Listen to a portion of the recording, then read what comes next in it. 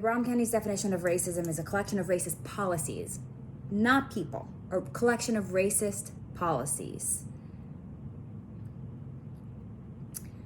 that lead to race inequities and are substantiated by racist ideas. So, with that new and updated definition of racism, thinking about this collection of racist policies that has led to all of these race inequities, it takes the finger pointing out of the discussion. It takes the blaming out of the discussion. It puts the work on the individual to consider and to sit with the reality of how these collections of racist policies have infiltrated, have infected, and exist inside our mutual existences. And perhaps they have supported your existence or they have oppressed it. But there's no way around it. And this is a time to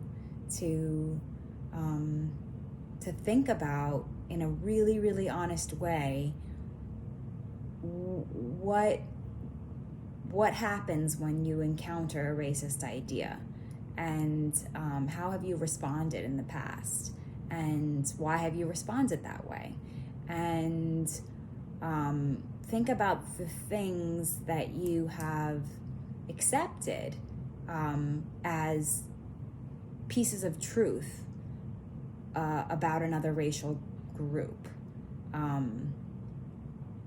and challenge yourself to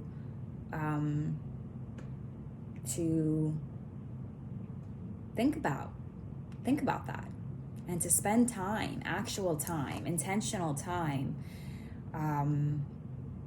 updating your software with updated definitions that allow us and empower us to not just respond to what we think being a racist is, with our feelings of not wanting to be a racist, obviously not wanting to be a racist, but to use our voices, to use our energy, to use our bodies, to use our minds to participate in the creation of and the perpetuation of anti-racist ideas, anti-racist policies.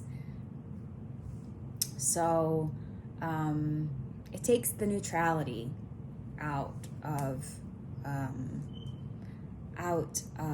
the discussion, because obviously we can't get to where we need to go with neutrality. We need to replace collections of racist policies with collections of anti-racist policies that lead to race equity and are substantiated by anti-racist ideas, right? There is no in-between. The in-between is stagnation and continued suffering and violence. So on that note, I hope this was helpful. This is just a tiny sliver of the conversation, but it is my own voice and it's my own truth. And to the Black families, Black communities, Black individuals who have survived the impossible, who have time after time after time after time, in the face of the oppression, the violence, the inequity, have still held on to your truth, have continued to see with clear eyes your beauty, your strength, your power. I am with you. I stand here for you, and I commit to staying aware for as long as I'm breathing, to staying aware of the choice and the opportunity that I have in every passing moment, the choice and the opportunity to participate in and help create an anti-racist America. And I believe with everything that I'm made of, all the worlds that I'm made of, I believe that it's possible.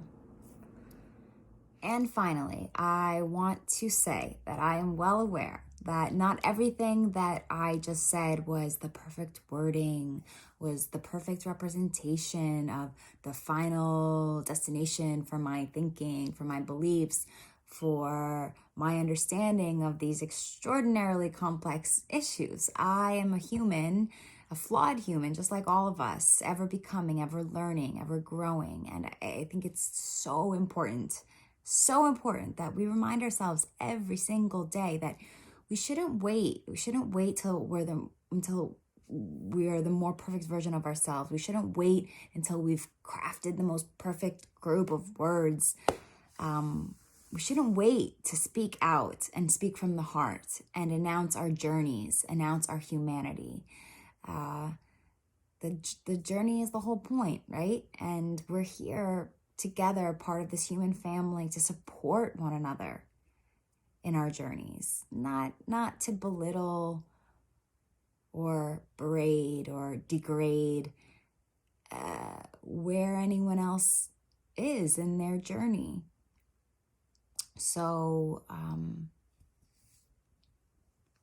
this is a loving reminder to be kind to yourself, be patient with yourself, be kind and patient to one another as you move forward in your journey.